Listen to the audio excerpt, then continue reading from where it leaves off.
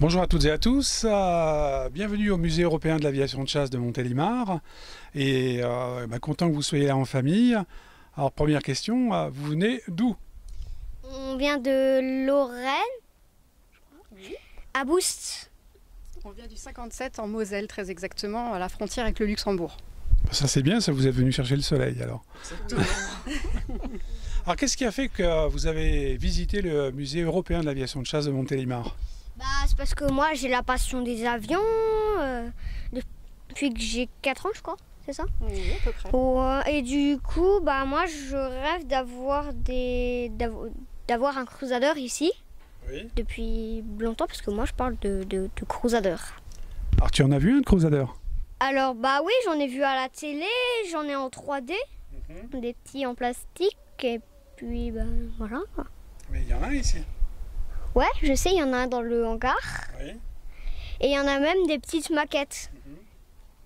C'est un de mes avions préférés de guerre. Et je l'ai vu sur C'est pas sorcier avec les super étendards. D'accord, c'est bien ça. Alors si on devait avoir un avion en plus au musée, ce serait lequel qui te plairait? Ça serait le B-17, Super Fortress, le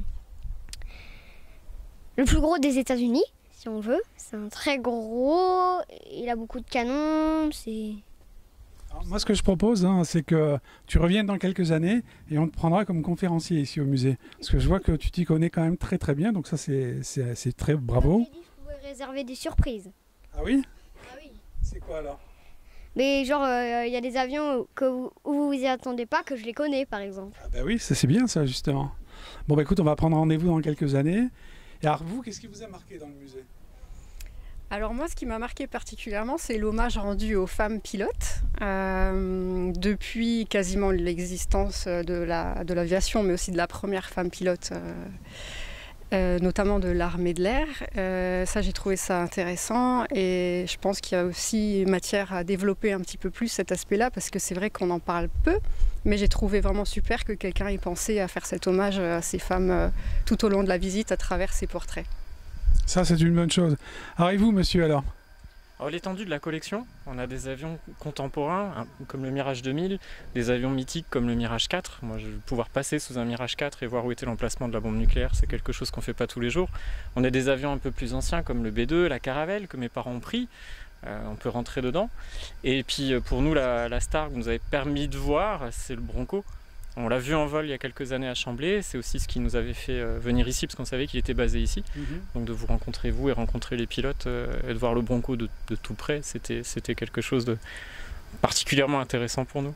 Alors pour ceux qui vont nous regarder, effectivement le Bronco c'est l'avion emblématique, c'est le représentant volant du musée. Là actuellement l'avion est en révision et il va reprendre l'air dans les jours qui suivent pour aller dans quelques meetings. Il devrait être en région parisienne, La Ferté-Alais peut-être Melun-Villaroche et il ira à Luxeuil. On le retrouvera ensuite à Gap-Talard dans le sud de la France et effectivement c'est l'avion ambassadeur du musée. Qu'est-ce que tu veux dire encore? L'avion d'où on est, je crois que c'est un Fouga. Oui.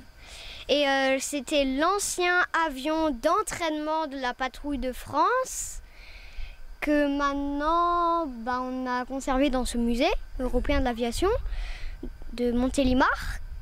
Et voilà quoi.